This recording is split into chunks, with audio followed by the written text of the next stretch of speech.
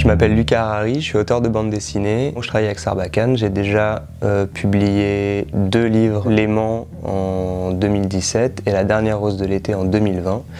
Et là, je publie un nouveau roman graphique qui s'appelle Le cas David Zimmerman, avec mon frère Arthur Harari au scénario.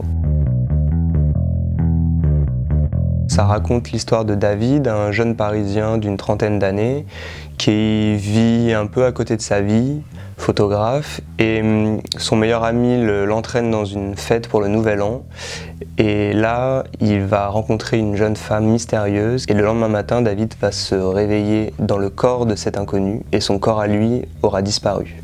Et donc il va partir à sa recherche.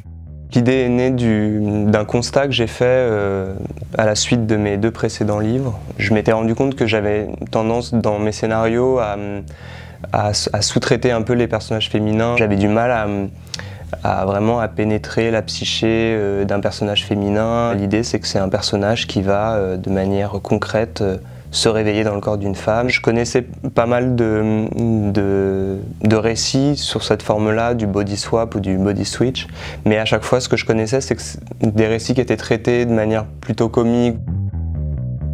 Là, mon point de départ, c'était de traiter le sujet de manière très réaliste, c'est-à-dire qu'est-ce qui se passe si demain ça m'arrive? Et en fait, c'est pas du tout drôle, c'est plutôt l'enfer et plutôt dramatique. Et c'est mon frère Arthur qui m'a dit que je tenais une idée assez forte. Et il a fini par me proposer de m'aider à construire ce récit. Et on a développé le scénario tel qu'il est.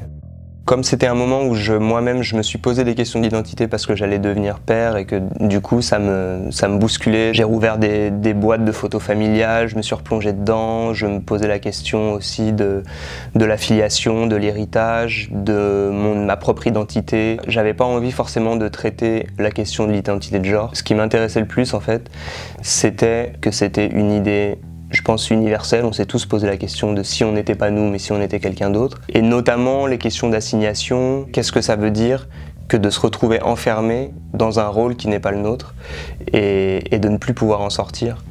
Un personnage qui, d'un coup, son existence, tout ce qui le construit, tout ce qui le définit, lui est retiré, lui est volé. Et c'est presque comme une page blanche ou comme voilà, quelque chose d'abyssal, parce qu'il va falloir se reconstruire à partir de ça. J'ai travaillé un peu comme dans L'aimant, en 3 teintes directes, et c'est vraiment un langage, une grammaire dans laquelle j'arrive très bien à m'exprimer. C'est à la fois très limité et en même temps ça offre beaucoup de possibilités. Les décors, les lieux et l'architecture sont vraiment des points de départ des histoires que je raconte. J'avais besoin aussi de connaître les lieux que je dessinais, de les connaître intimement et qu'ils fassent partie à la fois du décor extérieur mais presque du décor intérieur du personnage, du décor mental.